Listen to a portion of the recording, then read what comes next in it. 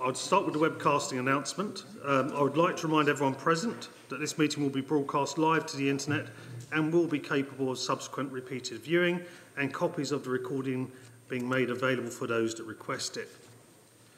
By being present at this meeting, it is likely that the recording cameras will capture your image, and this will result in your image becoming part of the broadcast. You should be aware that this may infringe your human and data protection rights. If you have any concerns, please refer to the webcasting officer. Members, I will remind you for the final time this year, please turn your microphones on when you're speaking, which I didn't just then, and off when you finish speaking. Apologies for absence. No apologies, Jim. Thank you very much. Members, any declarations of interest on tonight's agenda? No? Okay. Minutes of the last meeting, can I take those as being a correct record? And do I have any additional reports of portfolio holders this evening? Councillor Holly Whitbread. Thank you, Chairman.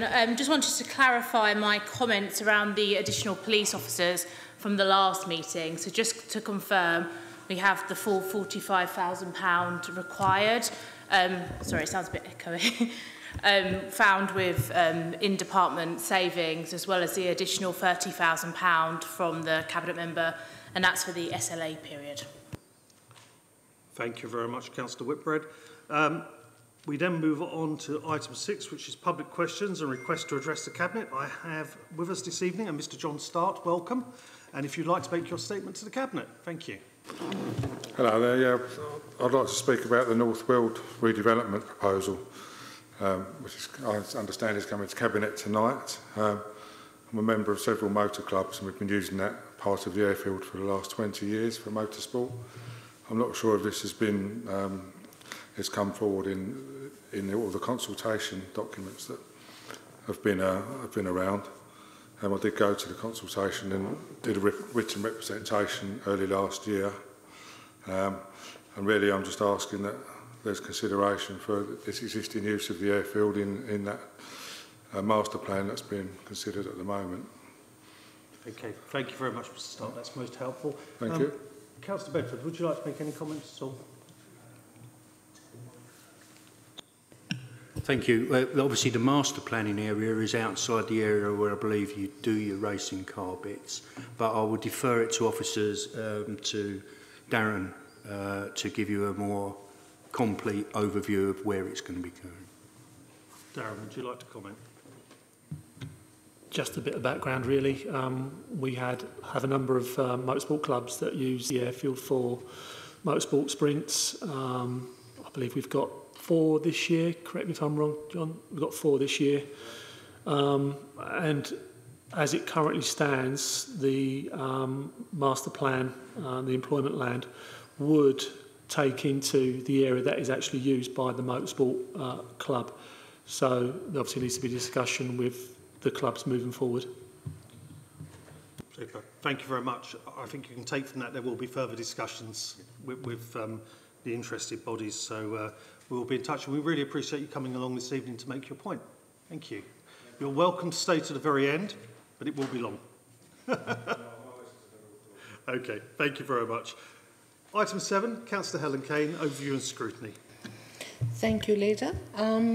I don't have, we didn't have a meeting since my last report to full council. Our next meeting is on the 20th of April 2023, but we have the annual report of the Epping Forest Youth Council that day. And although we usually have a couple of youth councillors attending to present the report, this time I have requested as many youth councillors able to attend. And I will also extend, given the opportunity, this invitation to our member councillors, because it's really very important to see the achievements of the youth councillors. And of course, now we're coming to the end of our cycle of our meetings. We are reviewing the draft annual report, and that's me done. Oh, thank you, Councillor Kane. I have to say I agree with you completely. The best overview and scrutiny of the year is the one where the Youth Council come and present to us. They're first class and do a wonderful job representing this council in many different forums. So look forward to that in a couple of weeks' time, a few weeks' time. Members, moving on to item 8, the business of the evening, off-street civil parking enforcement policy. Councillor Sam Kane. Yes, thank you, Leader. This document is basically an update of our existing enforcement policy. It's not been reviewed properly since 2016, so there's got quite a bit of catching up to do. And it's just an exercise in making sure that we're in line with current legislation, using the correct terminology. There's a little bit in there about provision of EV parking and the regulations around that. So yeah, it's just a clean-up exercise, bring it all up to date and make sure it's compliant with legislation. Very good, thank you very much. Any questions for Councillor Kane? Councillor Allen Lyne. Thank you, Chairman. Just one point that I've raised before, that was about using ANPR for enforcement on our car parks. Has that been, I know it has been investigated previously, has there been any update on that, and is it something that should be considered? Councillor Kane. Current legislation doesn't allow for authorities such as ours to access the ANPR information. Councillor Lyne. Yeah, I understand that, and I know that various other councils have actually managed to implement it, particularly around Canterbury. Most of the council car parks are ANPR monitored. So there are ways around that, but again, I think it's something that does need to be investigated because it could save us quite a considerable amount of money in terms of enforcement. So I think it's worth looking at. Councillor Kane. Yeah, duly noted. I'll take it back to officers. We'll have another look at it and see if there's a way around it and whether it's a viable option for us. Thank you. Councillor Phillip. Thank you, Chairman. Yeah, just to welcome what we see on page 18 with the potential of adding an administration fee to the suspension request.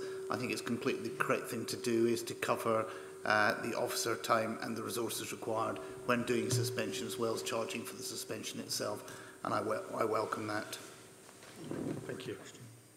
Councillor Bedford. Thank you. Councillor Kane, just answer one question, please, regarding electric vehicles parking in parking bays in our car parks. Are they required to have a car parking ticket? I wouldn't hate to see them get a penalty notice if they're on charge and they've not got a ticket. Councillor Kane. It's my belief they need a parking ticket. Thank you. Okay. Councillor Patel. Thank you, Leader. The question I've got is around the blue badge holders. A couple of weeks back I was out speaking to residents in Buckerstill, and one raised a query with me with regards to the process of applying for the blue badges. Can you perhaps, not now, but perhaps can you detail to me how a disabled person can make an application for a blue badge? Because they were given incorrect advice where they were being required to attend the district council, which I don't believe is correct. Councillor Kane. What I'll do is I'll put together a procedure for you and send it over by email, okay? Super. Any other members? No? Okay, you've got recommendations before you. Can I agree those? Agree. Thank you. Item 9, Northwood Airfield Development, pages 65 to 86. Councillor Phillip. Thank you, Chairman. And I want to start here by thanking the scrutiny panel for the lengthy discussion they had on this last week and Darren's good answers to all the questions. I think it's only fair to say that we did need to look to see if there was any way of us optimising the revenue from the airfield, and therefore it was a perfectly correct thing for us to look to see whether licensing it was a good idea or not. The output from that work and covered in this report is quite conclusively that no, that doesn't make good financial sense for the council. There is within this report quite a number of potential, and I stress the word potential, costs that could be incurred by doing things around the airfield. But just want to reassure people in the district, and particularly people of North Weald, that what we're doing here is maintaining the airfield, maximising the use where it makes sense, but not industrialising that to a significant level, and specifically not stopping aviation at the airfield. So it's continuing with what we've got, and the recommendation is that we stay as an unlicensed airfield, but still improve the aviation offer that we're doing. Thank you, Councillor Phillip. I'm sure that would be a great relief to the people of North Weald who love the airfield with its flying as it currently is. Any members with questions on this item? No? I know you've all had a good opportunity over the years to look at the various options for the airfield, and I think this is the best way forward that we have. Members, can we agree the recommendations before us? Agree. Thank you. That moves us nicely on to item 10, which is North Weald Airfield Strategic Master Plan. Councillor Bedford. Thank you, Leader. Okay, so North Weald Airfield has been allocated in our local plan as a master plan area under P6 North Weald Bassett. In accordance with the best practice of the local plan, contains a requirement that a strategic master plan is produced. This is in order to ensure that proposed development is brought forward in a comprehensive and coordinated manner in order to achieve high quality and sustainable development, which incorporates the place-making principles of the now adopted local plan. Policy P6 of the local plan requires the provision of 10 hectares of additional employment floor space together with the protection and intensification of existing employment floor spaces, which is achieved by this master plan. It also provides new and improved public walking, cycle links and the preservation and enhancement of Grade 2 listed control tower and its setting. The master plan has been developed to ensure the airfield activities are not unacceptably impacted by any future development. So recommendation 1 is public consultation. This report is to note the process was undertaken from the public consultation on the North Weald Airfield Strategic Master Plan between December 2021 and February 2022. A number of vital and in-person consultations were undertaken and the events, along with a dedicated website, returned 201 feedback forms and 8 responses were received from statutory consultees. Meetings with local stakeholder groups were also held during November 20 and late 2021 and early 2022. Recommendation 2 is about the endorsement. The second recommendation is to agree that North Weald Airfield Strategic Master Plan is formally endorsed so it can be taken into account as an important material consideration in the determination of future planning applications. Since February 2022, the Strategic Master Plan has been subject to extensive review and scrutiny by both professional team engaged in drafting the Strategic Master Plan and the Council as the local planning authority. This was to ensure the Strategic Master Plan incorporated the consultation responses where necessary and appropriate. There have been 2 reviews by the Council's Quality Review Panel, and the final Master Plan document is attached to the report as Appendix 1. Recommendation 3 is minor amendments.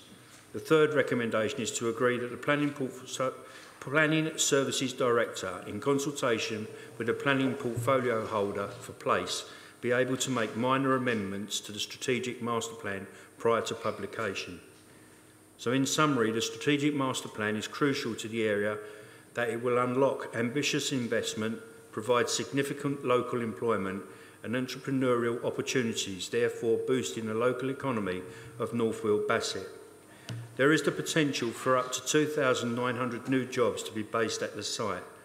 The endorsement of the Strategic Master Plan will allow for planning applications to come forward so that these new opportunities can be delivered.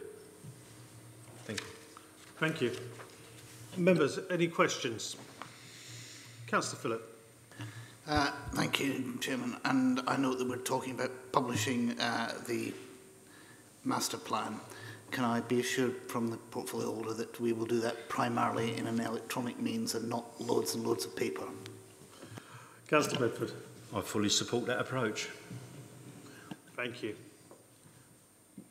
Members, any further questions at all? Councillor Patel.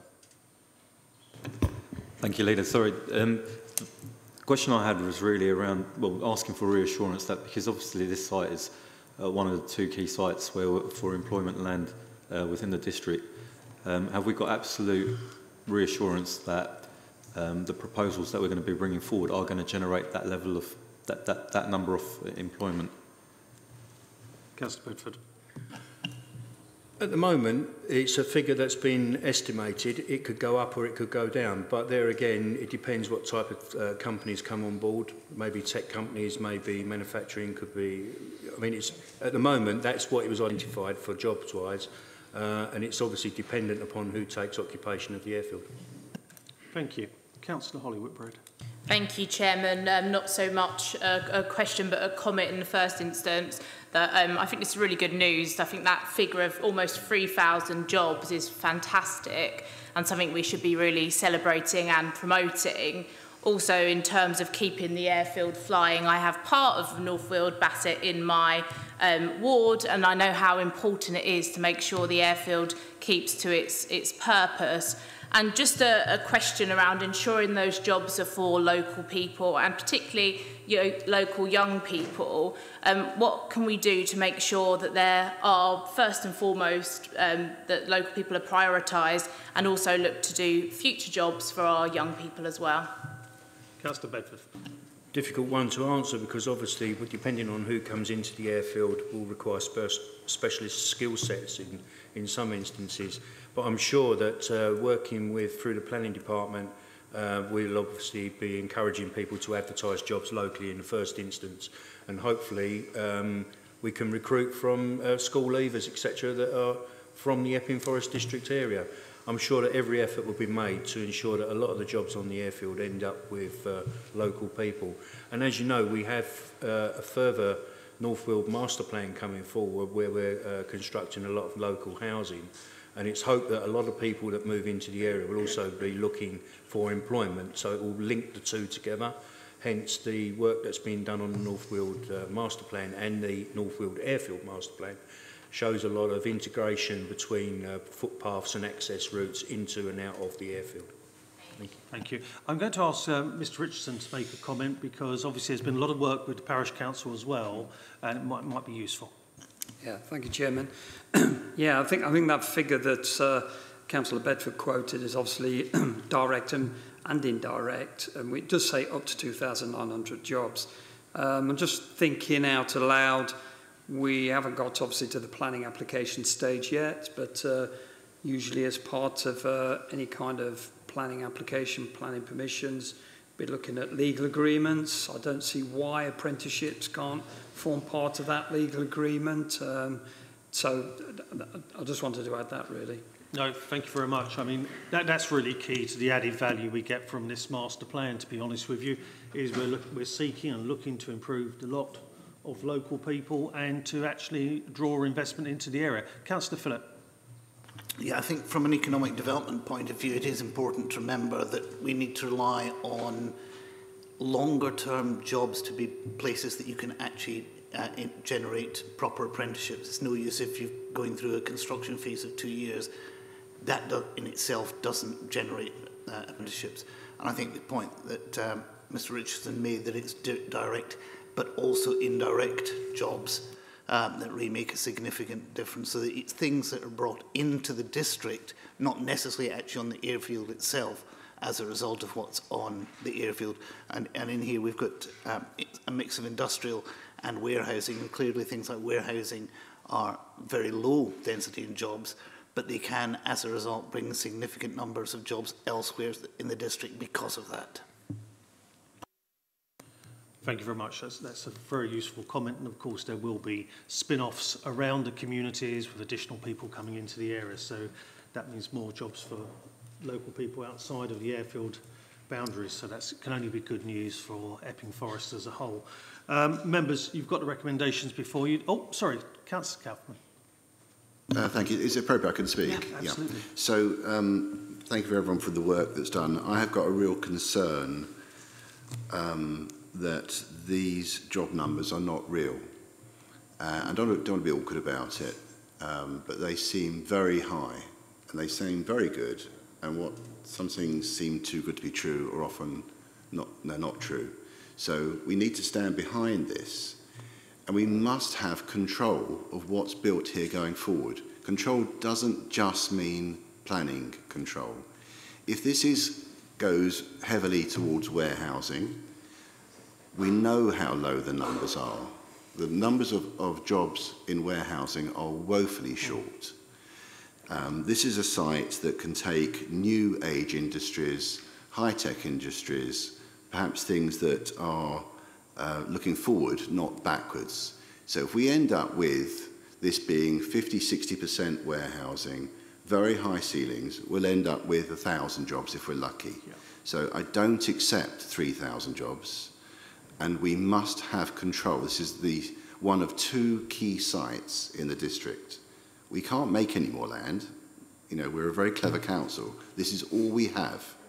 So I don't accept the 3,000 jobs unless there are more controls, both in long-term ownership and also through the planning process. If this ends up just as warehousing, the jobs will not be there, and therefore I don't buy into the jobs off-site. We can do much more, and we must take that on board, in my opinion.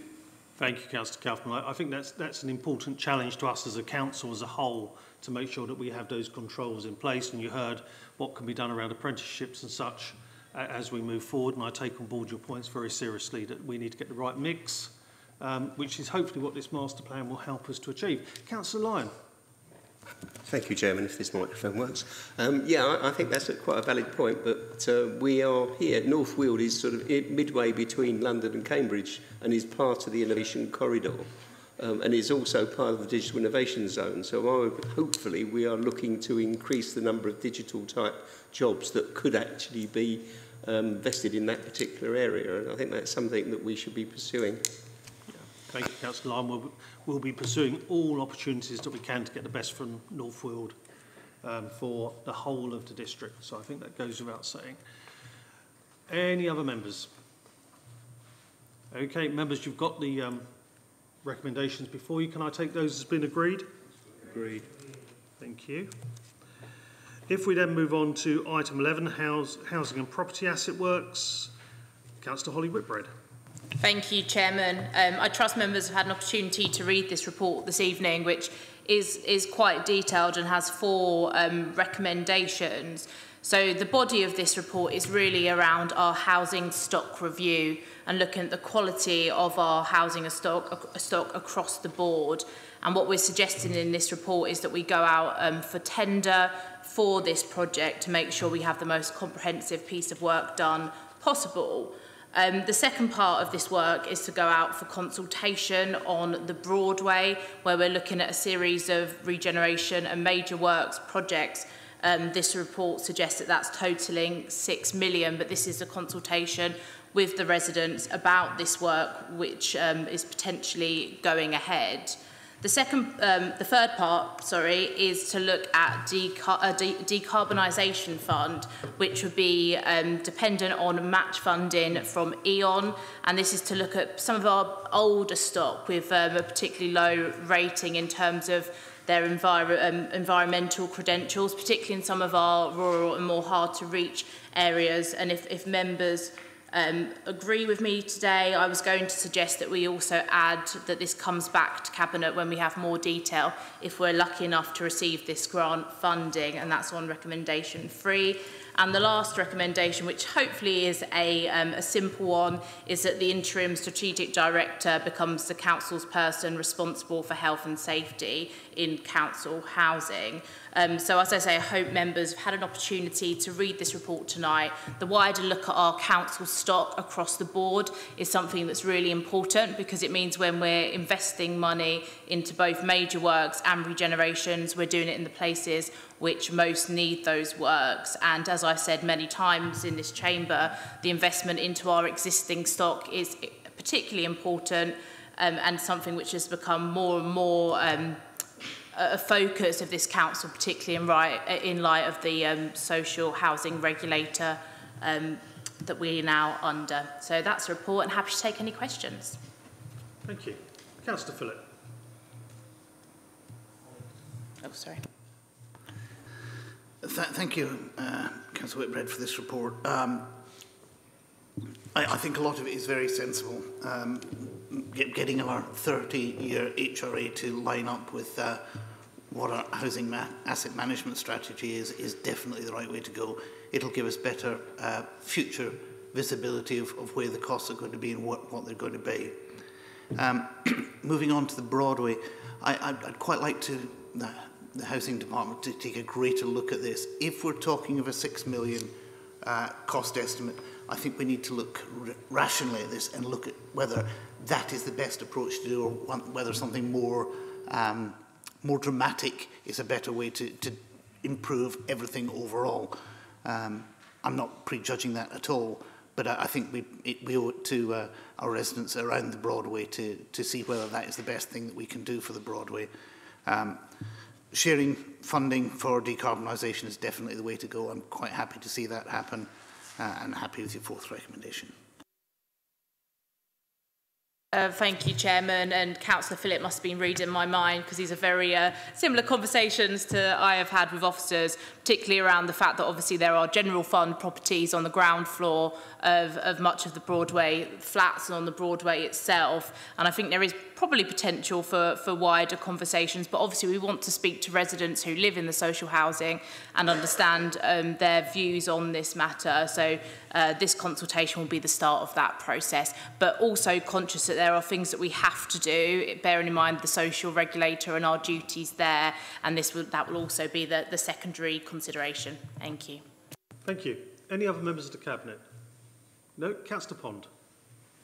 Yeah, thank you, Leader. I just wanted to take up a couple of points as member for Broadway Ward, or one of them.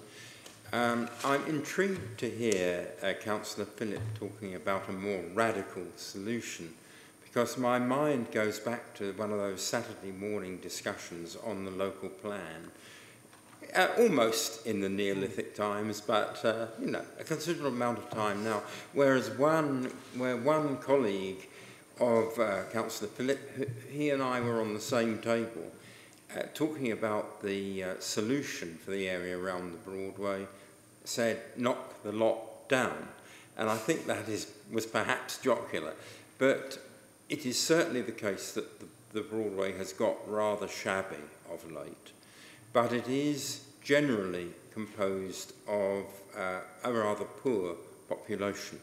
And I was aghast to see the amount of cost has escalated to £6 million, because I'm not quite sure how this would be apportioned between the leaseholders, and as Councillor Hollywood said, there is the question of the general fund properties, which are, in other words, the shops on the lower tier, underneath some of the assets which are now stated to be in a state of really bad state. So what worries me is that those leaseholders, some of whom under Margaret Thatcher's right to buy, bought their properties at a relatively low price, but with the continuing obligation to share in the repairs if they're necessary. And I'm not saying these are not necessary, but even if you did a straight division of the number of leasehold properties into the cost, you're talking about £5,000 or £6,000 per leasehold, and that would come as a tremendous blow to some of the people in Broadway Ward. I know that £5,000 or £6,000 to better heeled members of the council or cabinet might be what you would keep in your back pocket for a long weekend away, but it is a serious problem to some of the people and to the shopkeepers. If the shopkeepers are going to have to pay, we all know that some of the shopkeepers in the Broadway are on the edge at the moment. £5,000 may not be an enormous sum of money, but it might be enough to drive them into bankruptcy or to giving up their tenancy. So I'm wondering what provisions are likely to be made for financial assistance to leaseholders. There hasn't been the outcry that I expected from my constituents so far, but the figure was smaller, and once that bill comes through the door, I think there will be an outcry. Thank you. Thank you. Councillor Pond, very good question. Councillor Holly Whitbread. Thank you, Chairman. And of course, we'll be engaging with Councillor Pond and his ward colleagues as part of this wider consultation process. And what I would stress is this is an estimated cost and at the beginning of the conversation where we have had these wider regeneration work, so Limes Farm, and Councillor Lyon will be aware of this. We've had conversations with residents who will find it difficult to pay, and that payment has been spread out over a long period of time. So as a council, we will make provisions. Obviously, I can't speak on the general fund side because I'm purely working around the HRA and the social housing regeneration side, but we will have appropriate conversations which will support residents with any payment which is required. Thank you. Councillor Phillip. If I could just come in from the general fund side of things, this is partly why I was asking us to look at it with a bigger view, is because the last thing that we want to do is to expend £6 million at this point, and then 4 or 5 years down the line have to do it again because the whole thing is still getting old. We need to make sure that what we're doing is the best thing for the residents. That it may be that it means that it's a bigger price tag up front, but it actually saves them money over the long term.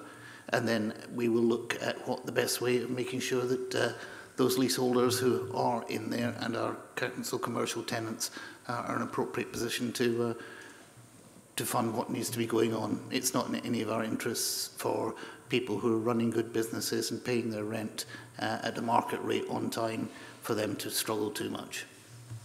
Good, thank you. Councillor Holly Whitbread. Thank you, Chairman. And just to add, clearly following the consultation process and engagement with residents and councillors, this will be brought back through scrutiny and through Cabinet before any decisions are made.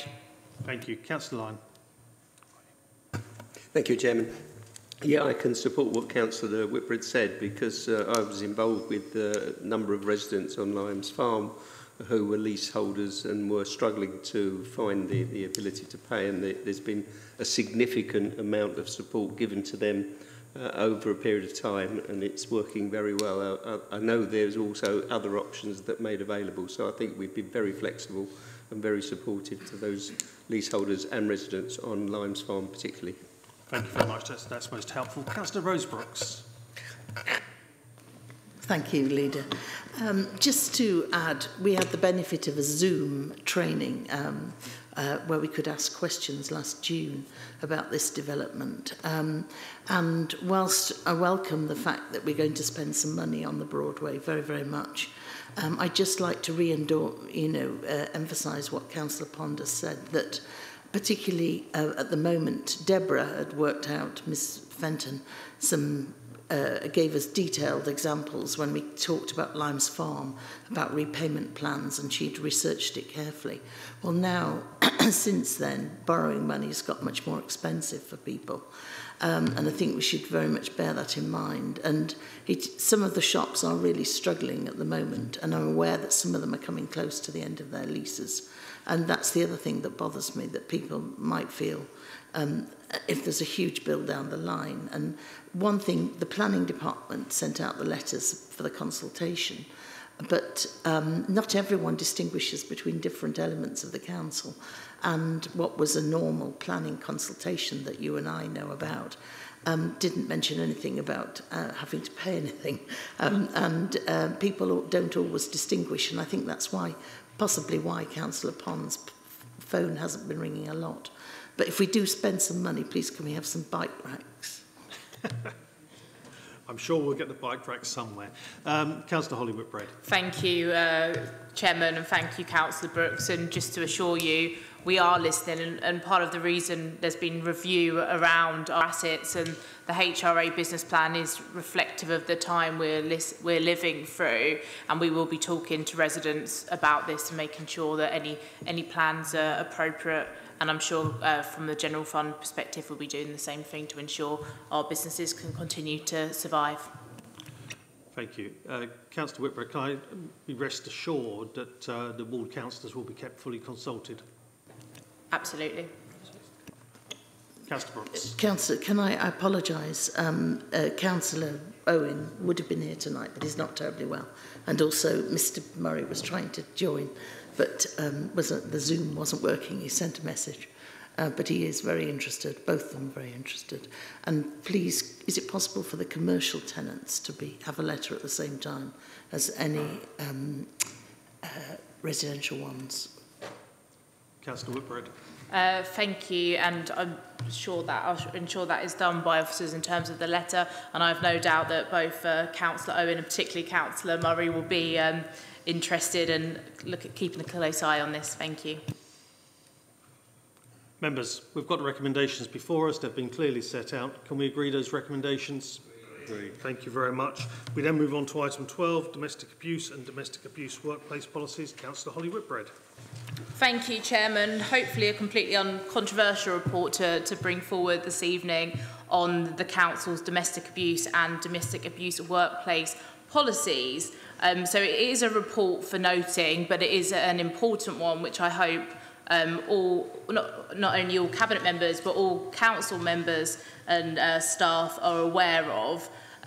The Council has been working really hard to achieve Domestic Abuse Housing Alliance accreditation over recent months and years, and this is part of the wider piece of work we're doing to ensure that both our staff and also the wider public in Epping Forest are supported, and the support is in place through the Council in terms of domestic abuse advice. These two policies set out our commitment as a local authority to take efficient and effective action to deal with all reports and incidents, and it explains how we will provide support which is tailored to individual needs and working in partnership with the relevant stakeholders. Hopefully members can note this today, and I'm happy to take any questions, and also got Caroline here who's worked really hard along with Jen and the housing team on this piece of work. Thank you. Members, any questions? Silence. A really good piece of work here, which it's great that the Council is doing this. Councillor Lyon. Sat here. Right. Yes, I think this is a very useful piece of work, and I do know that domestic abuse is growing and is probably things that's not actually visible to most people, but it's certainly something that I'm aware of, and I think this is going to be really, really helpful.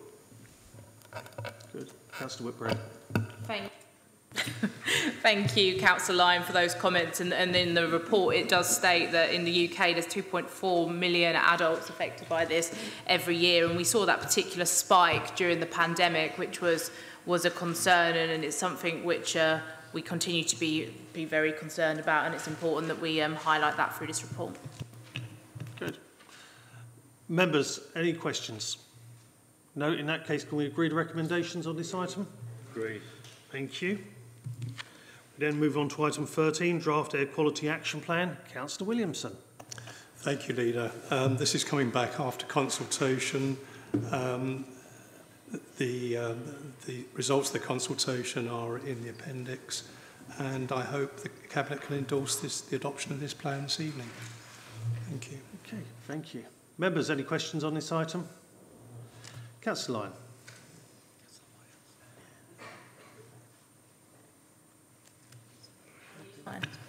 Okay, can you hear me from that one? Yes, thank you, Chairman.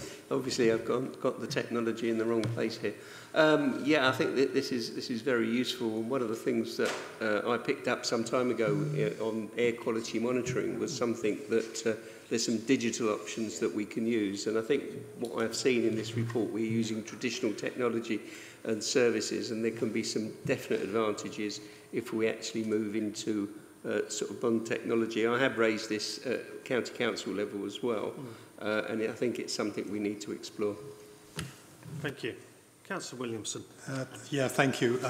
I haven't had a discussion with Councillor Lyon about this particular point, and I think we need a discussion with the officers. It's something we need to always keep in view, staying up to date and keeping up with technology. Thank you. Okay. Councillor Whitehouse. Thanks, Chairman. Yes, there's a lot in here, particularly the appendices. The 2 points I wanted to ask about specifically. First of all, the action plan sets out quite a large number of actions, quite a lot of those are fairly non-specific about how we'll know whether they've been achieved or not. Quite a lot to say fewer emissions, which one would hope would be the direction of travel in any case. Are there any plans to sort of sharpen those up into sort of more specific and measurable targets? And the other issue is resources. Clearly, a lot of them have resource implications, and they are set up to some extent in the action plan. In the agenda, it just says the resources are covered by the environmental health team. I wanted to clarify how many of those resources are being budgeted for and how many aren't, or to what extent is the action plan budgeted for. Thank you. Councillor Williamson. Thank you. On that one, I think I will defer to officers. Thank you.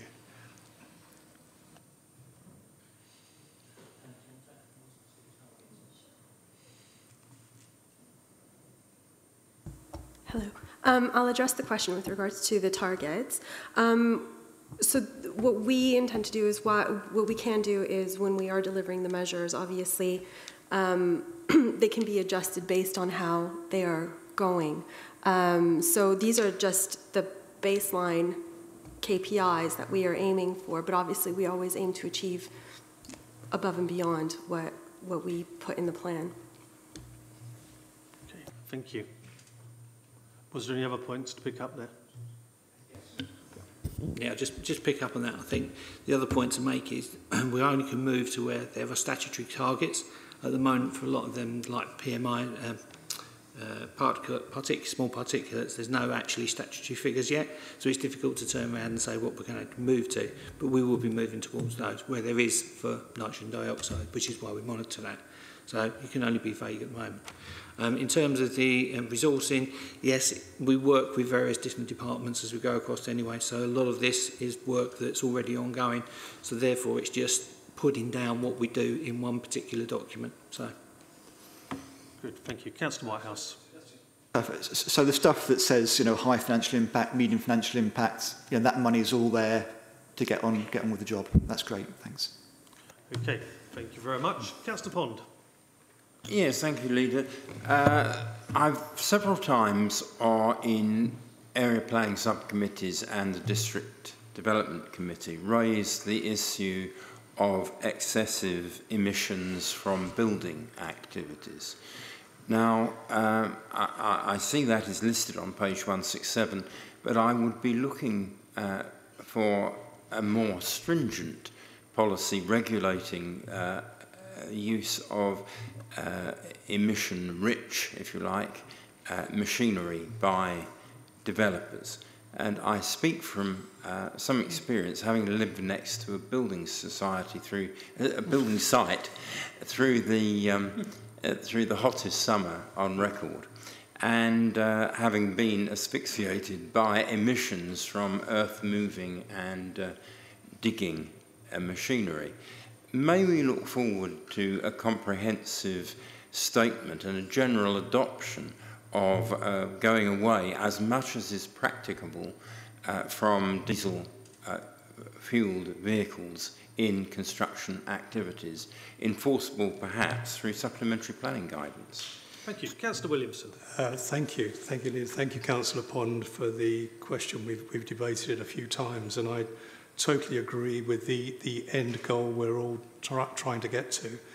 I think as these vehicles and as this equipment becomes available, I'm sure the larger contractors will be changing over as quickly as they can. It's pretty much impossible with small local builders to get them to have the investment into this sort of thing. But I think it's something it says promote low emission plant, and I think that's something we look forward to doing at every opportunity.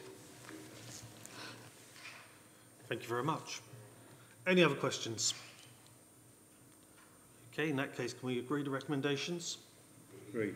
Thank you very much. We then move on to item 14, procurement of waste fleet vehicles. Councillor Avey. Thank you, Chairman.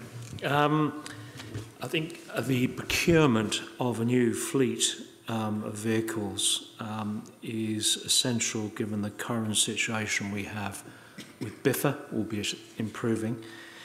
and the end of the contract within 20 months. The financial implications of the waste fleet procurement is set out in the report. We really need to take this step to be ready for the new waste contract in November 2024, and of course to have set up a new vehicle depot in North Wales so we have somewhere to park said vehicles. I ask you to support the recommendations set out in the report before you. I'm happy to take any questions. Thank you, Councillor Avey. Members, any questions, essential steps that we need to take? Councillor Phillip. Well, I'm glad to say that we did actually put the funding for this in the budget, which was approved at Council in February. I think it's worth us realising that there are significant costs associated with this, but it is the right thing to do so that we can be in a better position to make sure that our residents retain a proper service. I think it's critical for us to be able to get through the procurement of the new waste contract at a price that we are actually able to pay. If we didn't have these vehicles, we would be in a very much weaker negotiating position for that procurement, and as such that would actually end up costing us more in the long term than doing this. It's definitely the right thing to do, given the backlog that we know is making acquiring refuse vehicles difficult and maintaining them particularly difficult. I think we've got no option than to move ahead as quickly as we can to make sure that we're in a position to get the best vehicles we can. And obviously I'm sure Councillor Avey will be looking to make sure that what we go for is as green an option as we can get. Thank you, Councillor Phillip. Any comment on that at all, Councillor Avey? I concur with my colleague. Wonderful. Councillor Whitehouse. I mean, I note that it's expected to be a combination, I think, of purchasing and leasing, if I read this right. And the ones that are purchased, how long do these last? I mean, it talks about, needing to take into account, future changes to collections. Obviously, there's also changes to the number of properties which will be served with the local plan and so forth. So, I mean, how long, once you procure a fleet, how long does it last before it needs replacement and upgrading or changing? Councillor Avey. I will defer to my colleague, James, behind me. Perhaps he might be able to answer that question. Mr. Warwick. Generally, it's 7 to 8 years. We would expect kind of a modern fleet vehicle to last 8 years. The combination of purchasing outright and leasing, these are options that we will explore fully to ensure value for money to the council as we run the procurement, and to take in consideration the changes that will come in through the environment bill. So there will be different requirements for collections, which the fleet that we've got at the moment will not be the fleet that we need in 3-4 years' time. So it might be more prudent to lease some of the vehicles, and then when the new changes come in, it's easier to change the vehicles. Thank you. Councillor Patel. Chairman, sorry, something that's just come to mind. In terms of the existing vehicles that we have and the software that we have within those vehicles, are we going to be upgrading the software as well when the new fleet comes on board, or is the software going to be compatible to be used in these new vehicles? Thank you.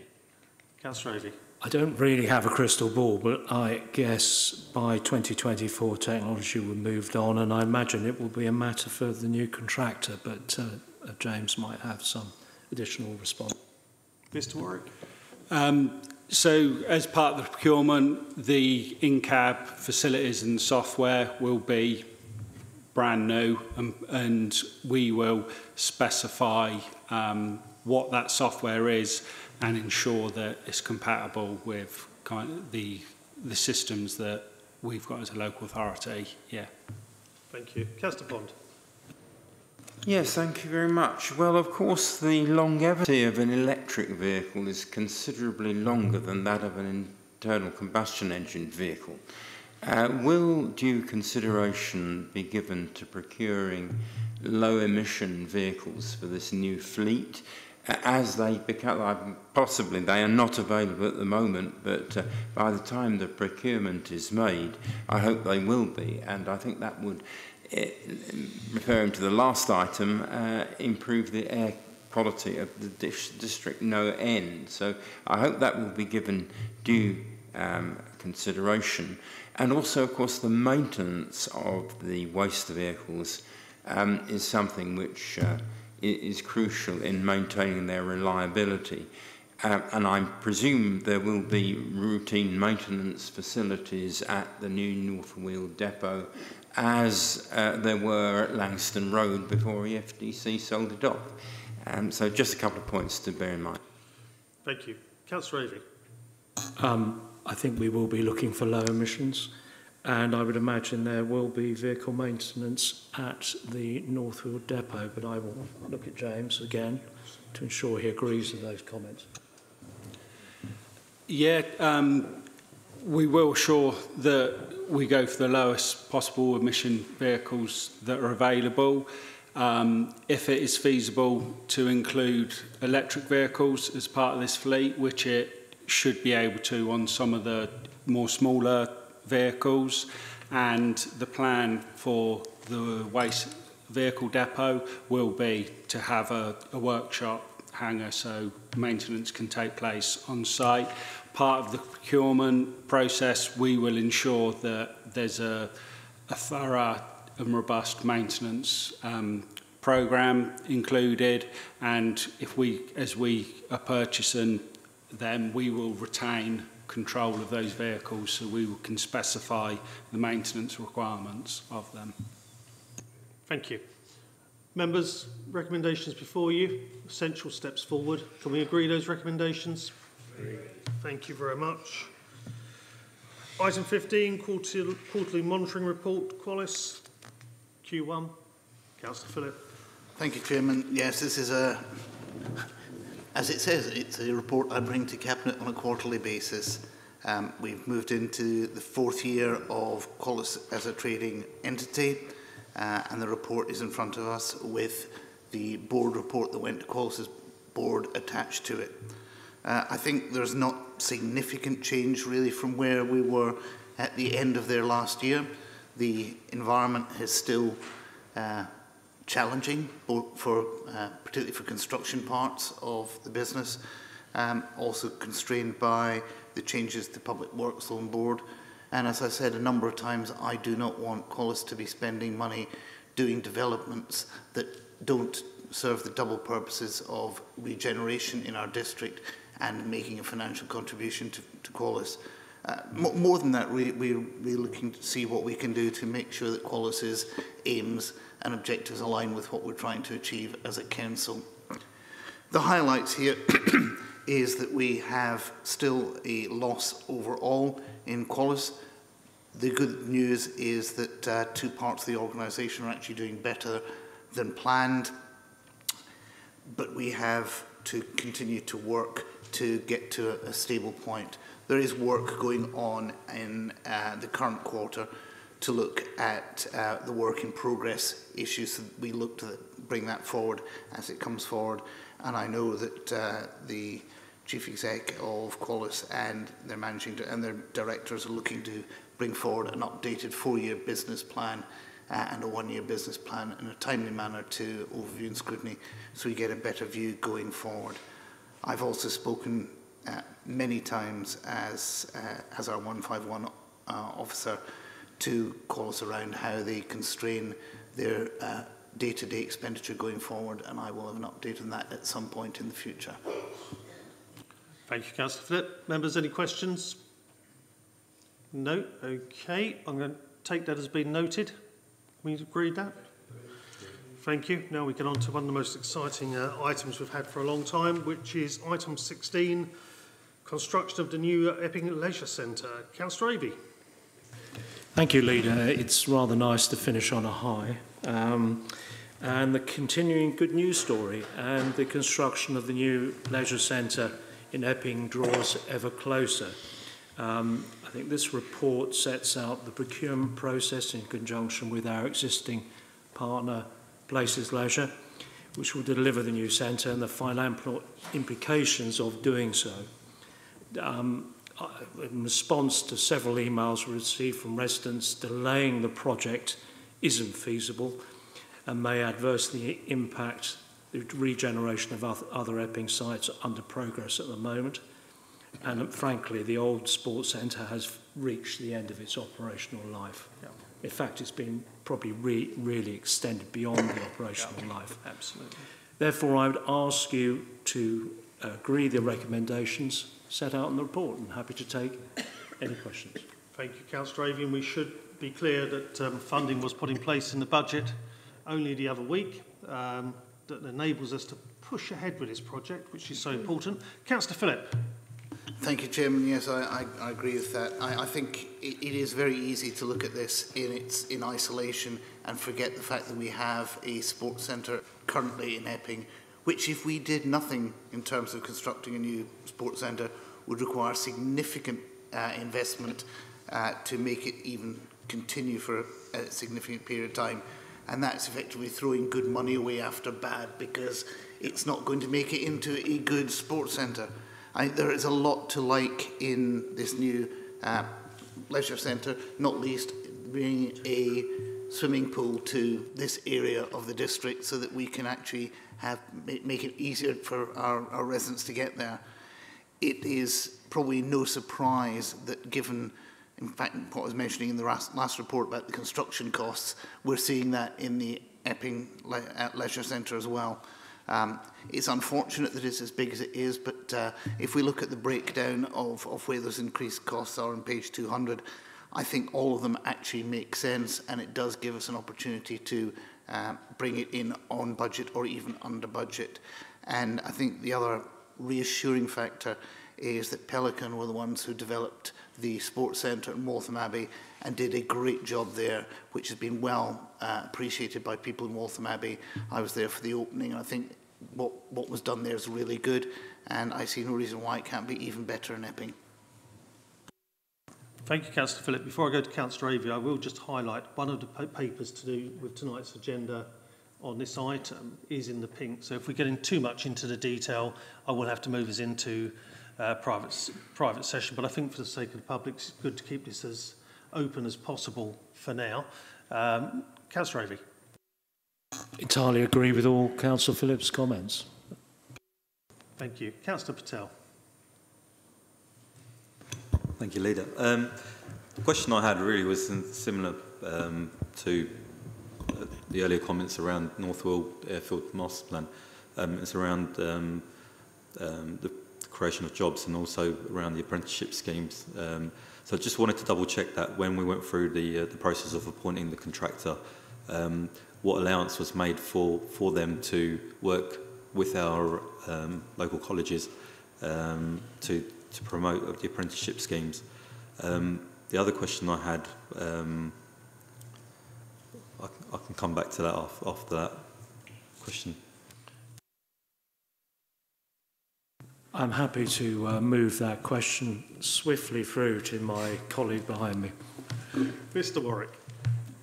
Thank you. I don't have specific detail with me, but I can certainly share that with Councillor Patel that there was a detailed submission as part of social value. So there will be a number of construction apprenticeship places offered as part of plus a number of visits to colleges and local schools to talk about careers in the construction industry, but also bring in young people on site to get some first-hand experience. But I can share those details with you. Yeah, thanks, Mr. Warwick. Before you come back, Councillor Patel, social value is an integral part to what we do whenever we're doing any form of procurement. It brings forward added value. So for every £1 we spend, we get £1 back normally with, from social value. It's a real key factor these days in what we do. So a good point that you raised. Councillor Patel, you wanted to continue. Sorry, my second question was around, I mean, obviously knowing how important the delivery of this leisure centre is to to the council and for Epping Forest residents. Have we made provisions for costs to be awarded against late completion? Councillor Ovey. Like this slick Irish passing, I'm going to immediately pass the ball back to my colleague. Mr. Warwick. It's a fixed price contract, so there aren't any implications on that. Thank you. Councillor Barrows. Thank you. It's really good to see this going ahead, not being paused, as Councillor Avey said. Some people have said that to Epping. As it's in my ward, I'm very pleased. Could you tell me, will it be on time, and when will that time be? Councillor Ovey. Well, I don't want to take any chances, so I'm going to touch wood. But I understand 2025 might be a realistic completion time. But really, don't hold me to that, but that's hopeful. I'll try not to. Thank you for that. Thank you. Councillor Holly Whitbread. Oh, I'll hold you to it, Councillor Ovey. I just want to say how delighted I was. It's more of a comment than a question, but obviously this has been a long time coming. There's been a lot of cost pressures, as we've seen in my report, with around the council house regeneration scheme that we're doing, but it's good to see that we've managed to safeguard this funding, and actually fantastic to see that the sports centre is being delivered in Epping with a swimming pool, thanks to the local Conservatives. Thank you, Chairman. Thank you. Councillor Brooks. Thank you. I should perhaps have declared that recently I've joined the Institute of Swimming. That's the training body for swimming. Just to say, I want to particularly thank James and his team, because a lot of work has been done over the years on this. Some of us were interviewed many years ago about our thoughts on a local sports centre and where it should go. So it's been a long journey, and well, this is just, what did Churchill say about the beginning of the journey? Anyway, but no, to thank them very much. I don't live in Epping, but believe me, I still have one or two friends left after being a councillor for a few years, and they do live in Epping, and they're looking forward to this swimming pool very much. I know it's expensive, and it has gone up a lot from the original sum, which we all know from the papers how much it was. But just to say, I was just doing some research over the weekend when I was reading these papers, and something like not far short of 400 swimming pools have closed in the last 12 or 13 years. And with the change in energy costs, and particularly being more vulnerable after the 1st of April, it looks likely that all over the country, school pools as well as community and council pools, there will be shortened hours and closures. And as many of you know, I'm a great proponent of children learning to swim particularly, but also once they learn to swim, you can take it up later as an adult. And I really feel this is going to be a great asset, and I'm sure that James and his team will keep an eye on the next 2 years. And the track record, as already my predecessor said, watching Waltham Abbey in its various stages of build was, very good with Pelican. And they did an excellent job. And let's get as many people there and have as long hours as possible. Thank you. Councillor Avey, did you want to comment on that? Thank you for those comments. I mean, obviously, the energy crisis, we've discussed it at the Leisure Management Board. Places Leisure have no plans to close any of our swimming pools in the district at this time, and they're taking a very sensible approach to saving energy. Hopefully, by 2025, some of these issues will have been resolved, i.e. the war in Ukraine, etc., etc. And I'll echo everything else that's been said. I think it's absolutely fantastic for the district, and specifically for Epping. It will be another great leisure centre we have, and it shows the long-term thinking of this council to deliver these kind of benefits to our residents. Yeah, thank you. Councillor Holly Whitbread. Thank you, Chairman, and just want to pick up around some of what Councillor Brooks said, which I think was very important. And I know I've been in conversations with St John's School in particular, who are quite keen to engage with Places to People to see if they can get use of the pool. So any conversations which can be had would be very useful. Great, thank you. Councillor Whitehouse. Thanks, and yes, I was also pleased, and I think somewhat reassured to see Pelican emerge as the preferred contractor, because it was a positive experience at Waltham Abbey. There are two things I wanted to just ask, or three things just to clarify. Obviously, the biggest change is the ground source heat pumps addition. I know there's been quite a lot of discussion around quite how that side of things is going to be managed. But I have to understand a bit more about what's changed from the planning application proposals to what's in front of us.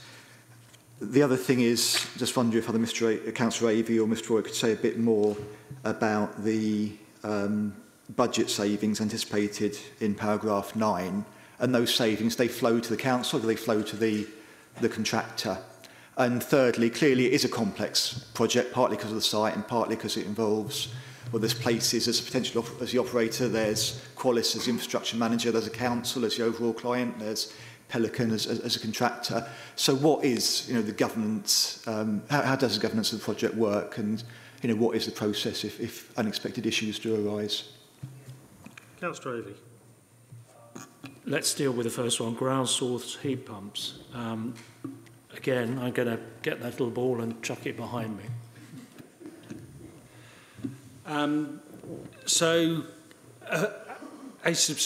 potential substantial saving would be moving away from ground source heat pumps. Ground source heat pumps are part of the planning permission.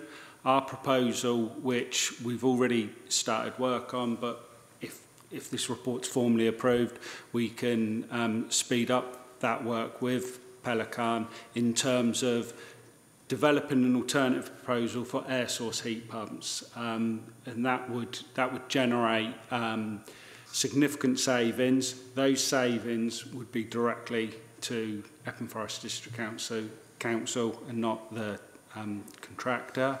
But we need some detailed design work and testing around the air source heat pumps options before we can present to planning to see if that is an alternative option. In terms of your other points, in terms of the savings, so as part of the tender submission from Pelican, they have proposed and identified areas where they feel they can make significant savings.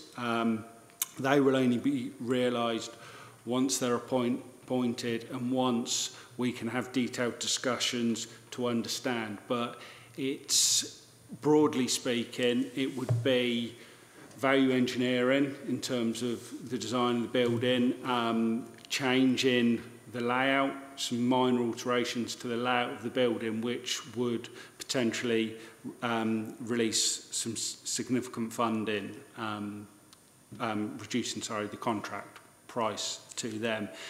And the other point in terms of governance, we will be overseeing and kind of project managing from an EFDC point of view. Places Leisure will have the direct relationship and contract with Pelican, and it will be exactly the same governance arrangements as Waltham Abbey was. The only difference is there's an additional, so Qualis are also involved because of some of the highways works, and that this is interlinked to the multi-storey car park and their other development sites. So Qualis will be part of the process, but in terms of the governance between construction and ensuring that the facility is built on time, that is exactly as it was for Waltham Abbey with Places Leisure and Pelican. Thank you. Any other members? No? Okay.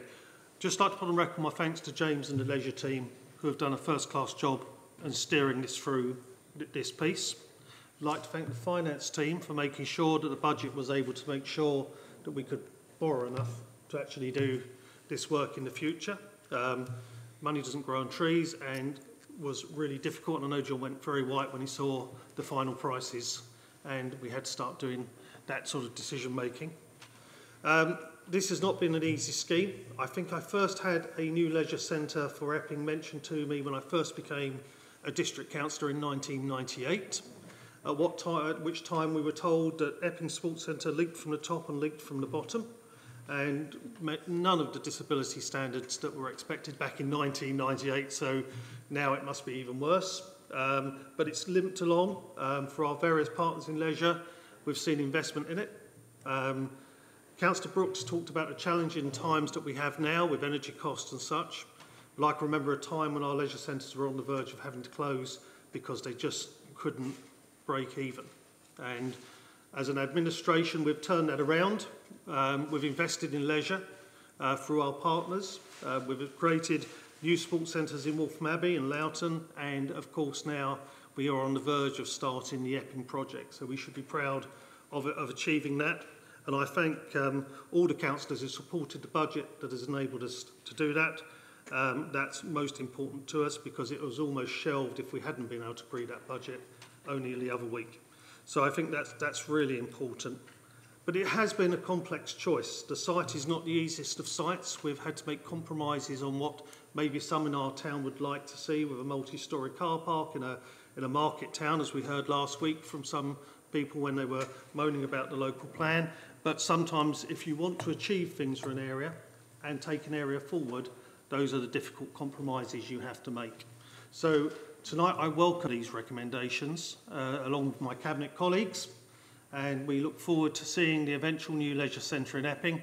I have to say, I remember my parents paying into the St John's School swimming pool many years ago, and the talk of an Epping pool back then. So it's over 50 years ago. Epping has been waiting. So, members, can we agree these recommendations and move this forward? Agree. Thank you very much. Okay, now we really are going to have to go into private session. So, item 17 is the exclusion of public and press to consider whether under section 100 in brackets A in brackets 4 of the Local Government Act 1972, the public and press should be excluded from the meeting for the items of business set out below on grounds that they will involve the likely disclosure of exempt information as defined in the following paragraphs of Part 1 of Schedule 12A of the Act as amended, or are confidential under section 100 in brackets A in brackets 2. Members, there were two items. The first item I think we've dealt with quite clearly, which was the leisure centre. And so we'll move on to agenda item 18, commercial asset disposal. And I believe that is coming to Councillor Phillip.